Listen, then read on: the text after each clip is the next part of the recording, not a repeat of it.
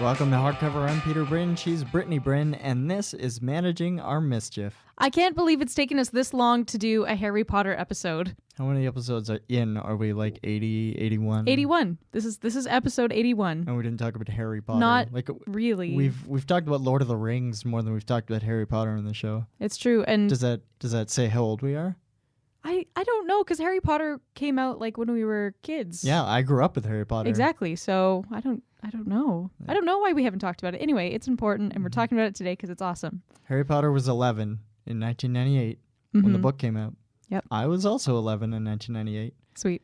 When I read that book. Oh man, it was really cool, the circumstances surrounding me reading Harry Potter, because my mother was a teacher's assistant at that point, and the teacher she was like assisting in the class like loved to read and had discovered this new book, and I guess that teacher was in like a book club or something, and that teacher read it and then was like, this book is amazing, like here, read it to your kids or something. So my mother brought it home and like read me the book, and it was so great.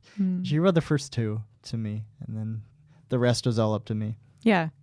A similar experience. I mean, my mom read to both my sister and I. We went through, I think we actually got through the first 4 or 5, and then they just got too long at that point. So yeah, my sister and I read them, and by the 7th one, you know, like you'd tear through it in a couple days because it's just so exciting, like waiting for the next one to come out. And, you know, you're just like, oh, what's going to happen with Snape and with Harry and with all these characters? Like they're so real. It's like waiting for a television show to come out before Netflix, right? Yeah. Because now when people read Harry Potter, they can just read them all in a row. There's none of that waiting until the next one comes out. There's a few like hurdles or roadblocks that get into newer readers getting into Harry Potter, is just because there's already so many Harry Potter books.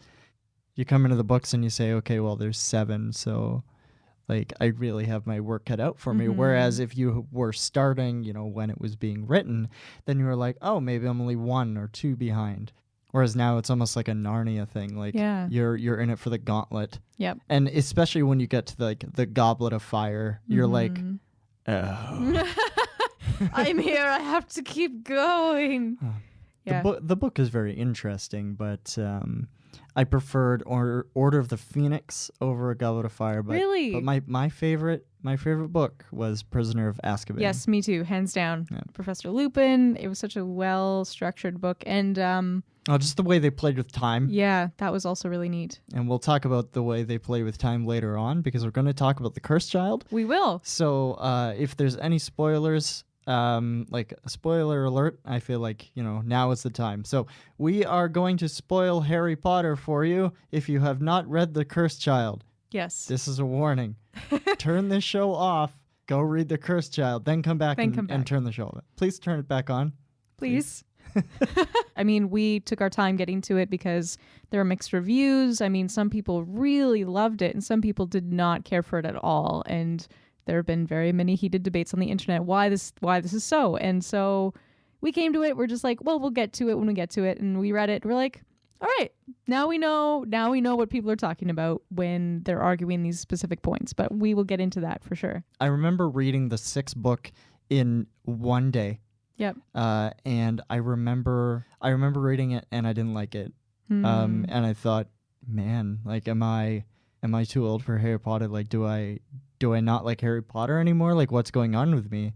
But no, I just, like, I am in the minority here in that I am one of the people who didn't really like the 6th book. A lot of people loved the 6th book. They thought it was like one of the best ones. It's interesting that you preferred Order of the Phoenix over Goblet of Fire, because Goblet of Fire is very plot heavy. Like, it's very much, this is what happened, and there's all this excitement and like tension and like, you know, there's a big climax and stuff. But Order of the Phoenix is more like, you know, this is the secret society, and these are all the like kind of politics that are going on. Actually, I'm not surprised that you prefer Order of the Phoenix, now that I've said that.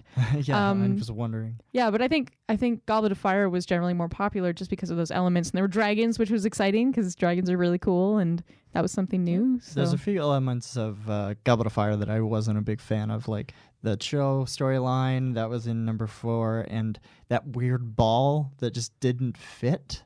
You know, when they went to the ball, like that was also number 4.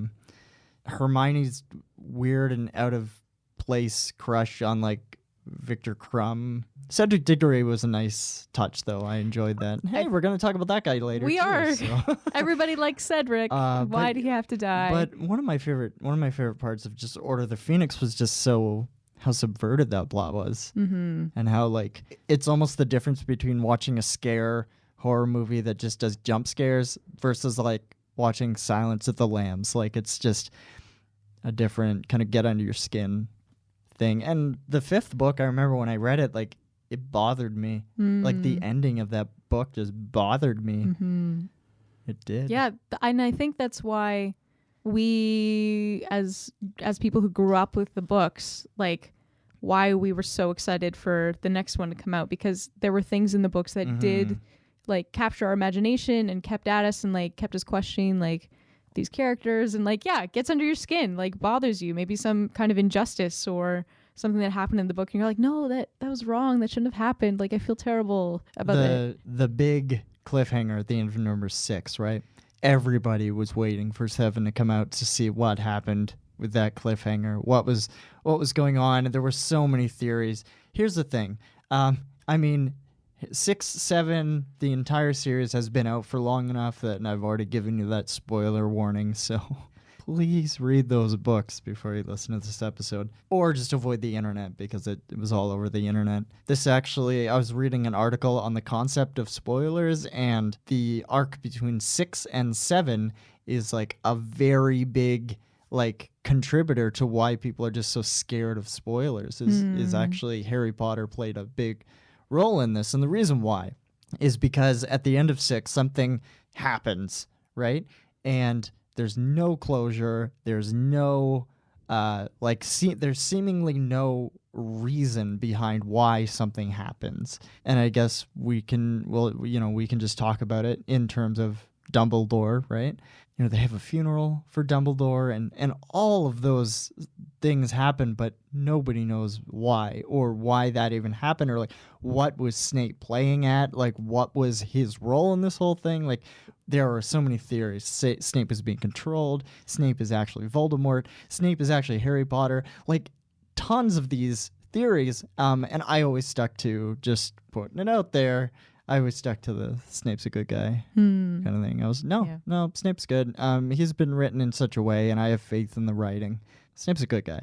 I mean, that's the big thing, the big cliffhanger that left you between 6 and 7, and then you were waiting and waiting and waiting, and you find out a bunch more exposition in 7 that you just could not figure out in number 6, which is playing into why people really didn't like the number 6 movie, because they just really quickly put together that ending, and they skipped over Dumbledore's funeral, and that was very sad.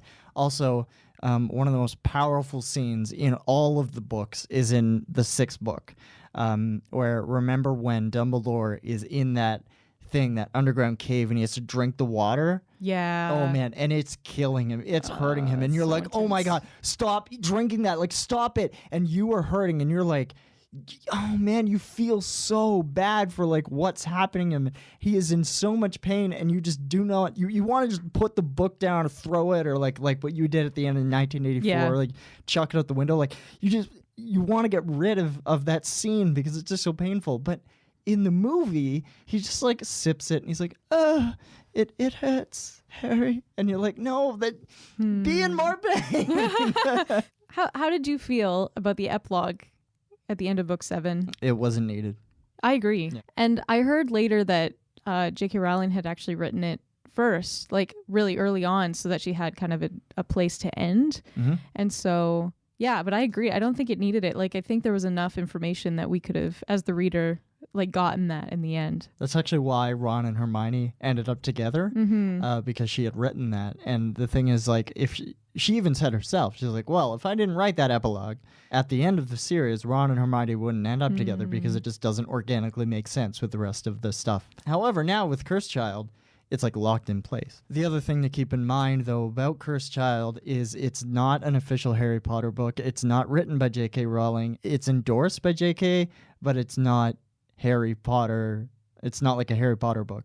It's also a stage play, which is really neat. And seeing some of the things that John Tiffany and Jack Thorne did with just the world of Harry Potter and integrating all these different elements that we recognize from the books and get excited about, and how they incorporated all of those into a stage production is really cool. Yeah, it really feels contemporary, like something you would see on Broadway, and it's funny. The characters are, recognizable from the books, and there's some new characters too. So, what did you think about it, Peter? I enjoyed it. I enjoyed it for what it is, the storyline. The writing was kind of mushy, but the thing is, like, it's supposed to be mushy. It's about the love between a father and son. So that does make sense in that narrative. I enjoyed where the story took us and how it took us back to one of the books. Actually, it centers around the fourth book, Goblet of Fire, and specifically the Tri-Wizard Tournament. And I like that. I thought it was a nice, neat touch. I've actually read up on why people didn't like it, and I agree with a lot of those points as well. There were plot holes in the sense that the time turner rules were explicitly explained in the main Harry Potter universe as when you go back in time, nothing changes because the future is already set. However, this entire book revolves around people going back in time and changing the past, which they've already established that you can't do. So people are just mad at that. Like, you're breaking your own time rules. You're right. just, it's like if Back to the Future set time rules and then broke them by doing like the time traveler's wife rules or something like that. You know what I mean? Right.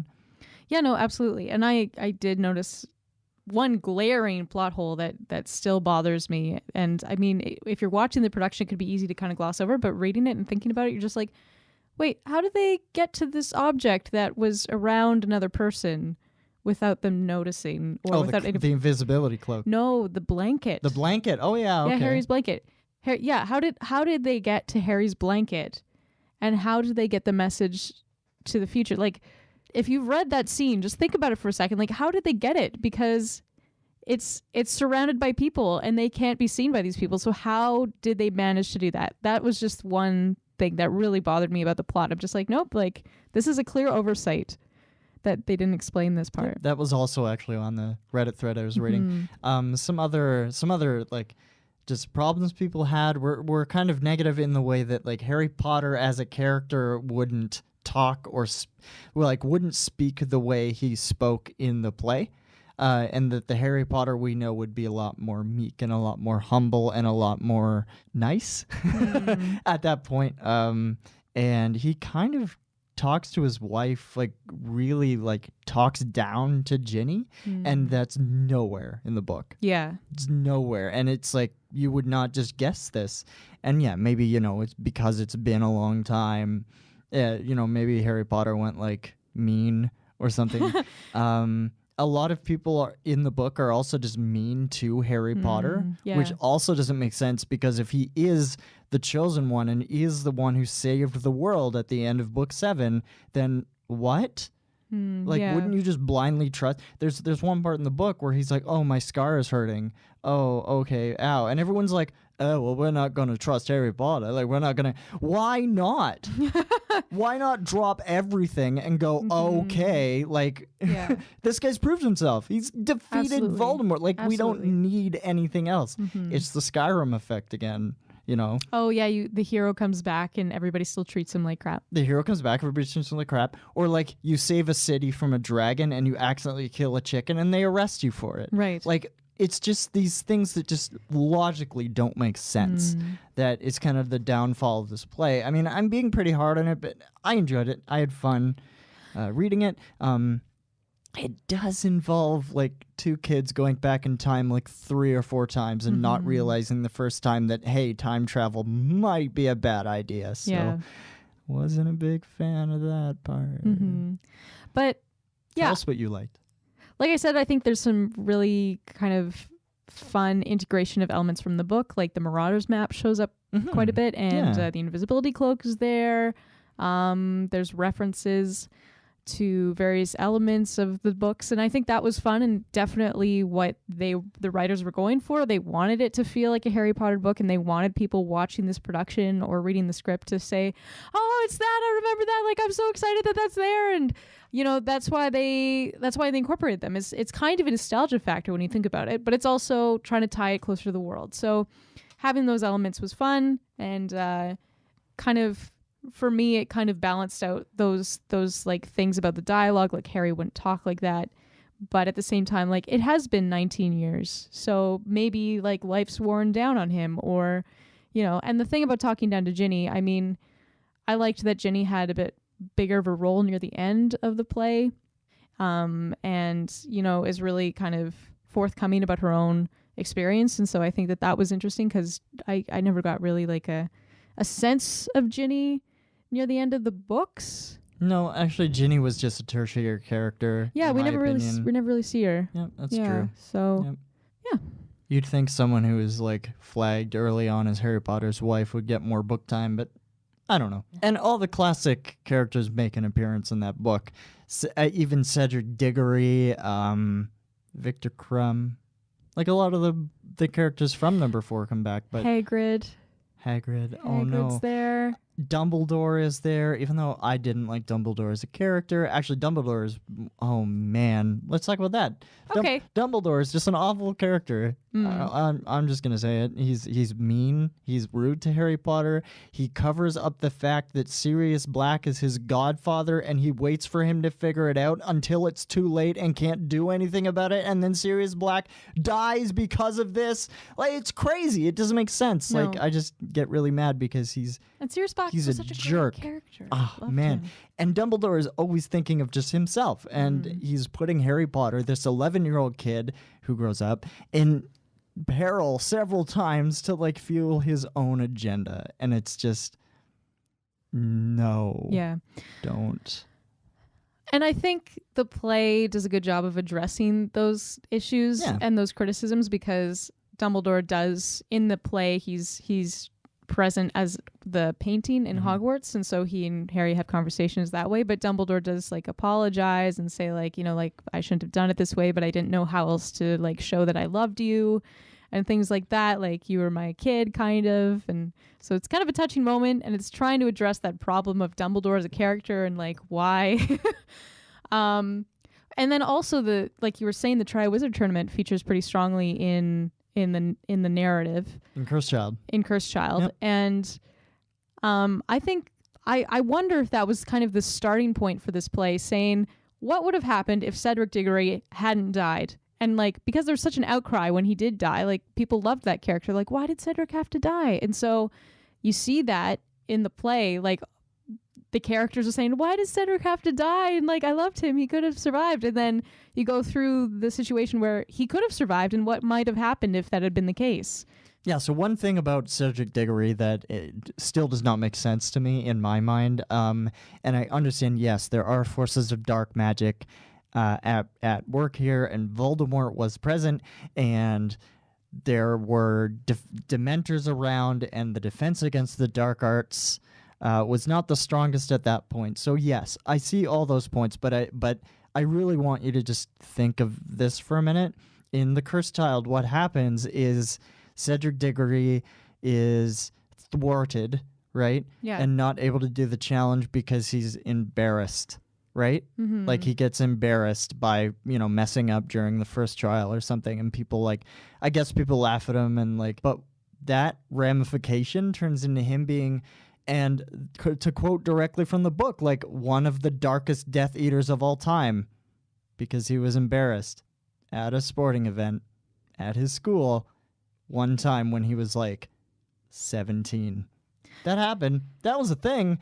I don't agree with that. I'm like, what? Come on, man. Yeah, one instance changed his entire character. And no, I mean, he was such a strong character, right? So he would have just shrugged that off. Yeah.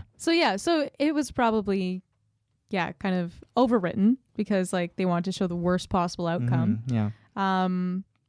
But I mean, when I was reading it, like, I was in it, like, I was like, okay, like, this, me too. This could happen. But then, you know, afterwards you're thinking, well, does this fit in with the rest of what we know about Cedric and we know about this universe? And maybe it doesn't. But like you said, it's endorsed, but it's not written by JK.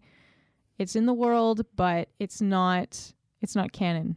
So I think it is canon. Is it canon? Yeah. All right. But, so it is canon. But we do need to point out that it's not a book. It's a script. That's a fact. It's a Harry Potter play. It's not a Harry Potter book. Therefore, I don't think a lot of these nuances that people are expecting from Harry Potter can even really happen, because a lot of times in plays you have to dramatize things and you have to go to the extremes in order to make a point, or using things like dramatic irony or format is definitely different. Oh, definitely. Yeah, and you have to create these situations where people are going to act that reveals something about a character or reveals something about a situation. And sometimes it does have to be a bit more extreme than what you would have in a novel, because you can be more subtle. You can hear people's thoughts. In a play, you just have their dialogue and their actions. So let's pick up our time turners and go back to the books, and then we can skip around and talk about Cursed Child again maybe in a bit. But just back to the books, like the 7th book. So when the 7th book came out, Harry Potter was at a close, and that was where it was ending. I remember reading the 7th book in a weekend, and I read it so much. I just locked myself in a room and I just read this book. But I remember being very bored with that book, because there's a huge part in the middle of that book where they just sit in a tent. They're in a tent. Yeah. So I don't know. I don't think it was really that worthy of being the final cap to it, and I kind of would like to see that revisited. I don't know really how that would happen, but I really want to hear what your thoughts were, especially about the tent scene, the writhing fetus scene, and the final battle. Well, there were things going on in the tent scene. Definitely, it didn't have to go on that long, but you do get that sense of they're on their own for the first time, right? Because they don't have Hogwarts, they don't have the support of some of their professors. It's just them trying to figure out what to do, and you do get that sense of kind of they're very isolated. There's relationship things happening there that are kind of subtle as well, and then not so subtle because they yell at each other. Yeah. I also struggled to get through the tent part of book 7. The fetus. I can't even speak to that. The final battle. Final battle was all right. People died, and that was sad. And characters that you had grown to love were no more. I cried. Yeah, and so I think the emotional impact of that scene was strong, and I remember it for that. I remember Mad-Eye Moody. Yeah. So sad. But yeah, the last battle would happen at Hogwarts. I mean, makes sense in terms of the book, and with Harry being dead and not dead, and having this theme of resurrection. It makes sense. It makes sense. But I agree with you. I think the whole book could have been totally different, and it still would have been a good ending to the series. Now, when I first read this book, I didn't like the final battle scene. Mm-hmm. I didn't think it did it justice, because it was leading up 7 books to this entire last part, this final battle between Voldemort and Harry. Yeah. And it lasts paragraph. Yeah, it's not long at all. It was so brief. Where I thought it could have been lasted elongated a long time, and it could have been finished and done more descriptively or with more action going on. But I think the simplicity of it is actually kind of getting to me, and I reread that paragraph recently, and I'm actually growing on it. I enjoy just the simplicity of what happens at the end. But the writhing fetus, I wasn't a huge fan of. The deaths in there, I don't know if they all needed to happen, but they did happen, and that makes me sad because they happened, and they're characters that you loved. On some level, I agree with you. I think the simplicity works really well, because the main confrontation that we are reading the books for is between Harry and Voldemort. It's not for the epic last battle. Even though that's part of it and that's important, it's not the focus of the narrative. It's Harry's personal journey through that whole series to get to the point where he faces Voldemort. And so we have a very kind of intimate last scene, which the battle is a background for almost. And so I kind of liked in Cursed Child where they mentioned all the books that were written about the last battle and about all these things that happened, because then it gives the sense that those things were remembered, and the people who died and the people who fought, and the entire experience was somehow documented somewhere else, even though we only got a paragraph. So I don't know, that I kind of like that part too. I guess just one last question. Just where do we see the future of Harry Potter? Where does this fit in with its grand sense of literature? People are always going to want her to write another book, and I think it's great that she's kind of fulfilled that by writing books kind of about Harry Potter things, but not about Harry Potter specifically. So like Fantastic Beasts, right?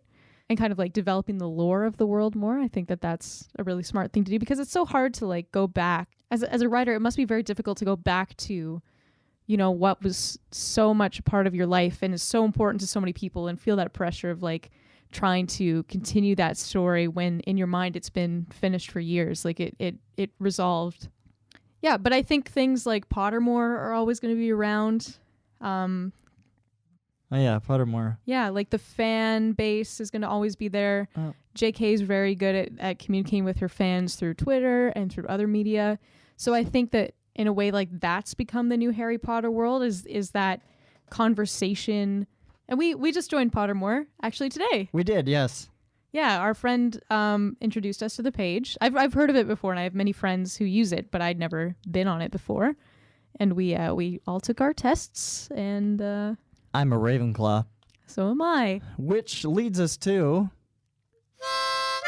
today's harmonica segment is go to Pottermore, sign up to Pottermore. It's just Google Pottermore. Sign up, verify your email, take the wand test, then take the house test, the Hogwarts one. You don't need to take the American one unless you do live in the States. And then take the Patronus test, and then tweet it to us at Hardcover Radio what your responses are. So I'm a Ravenclaw. My wand is Phoenix Bow. My Patronus is a Tigress. But wait, what are you, Brittany? You won't believe this. My wand is Acacia with unicorn hair in it. And I'm in Ravenclaw, as we said. And my Patronus is a unicorn. I can't believe you. Like, I expected a bird or something. 'Cause I like birds, but Yeah. apparently not. So yeah, go to Pottermore, do that, tweet us at Hardcover Radio. Hardcover is a thing because of you, the listener, as well as our supporters at CJAM, a nonprofit community radio station that provides stuff that's not available on mainstream media in the Windsor-Detroit area. We are here because of your generous support and donations, so thanks for listening. And this week is our first episode in our new studio space. Yay! It's so nice. Thanks Absolutely. for coming on the journey with us. Yeah, and if you want to support our continued upgrades for our studio and further hardcover content, you can support us on Patreon. I mean, if you feel like you like this content and you want more of this content, like, definitely do consider, checking us out on Patreon and maybe contributing to one of our goals. That'd be really appreciated. We have actually launched this podcast on YouTube, and you can actually find episodes beginning from episode 77. We don't have video like pointing at us. You don't see our beautiful faces. Maybe that'll come in the future, but you will see this cool little colored waveform thingy. It's pretty fun to watch, actually. It's kind of mesmerizing. And of course, you can still check us out on Facebook, Twitter, iTunes, and our website, hardcoverradio.com. This episode is dedicated to Alan Rickman, who will always be Snape. Even if there's other actors who are Snape, Alan Rickman is always Snape. He's so good. Even when I read the books, it's Alan Rickman. So good. Like, Harry Potter is not Daniel Radcliffe when I read the books, but Alan Rickman is Snape.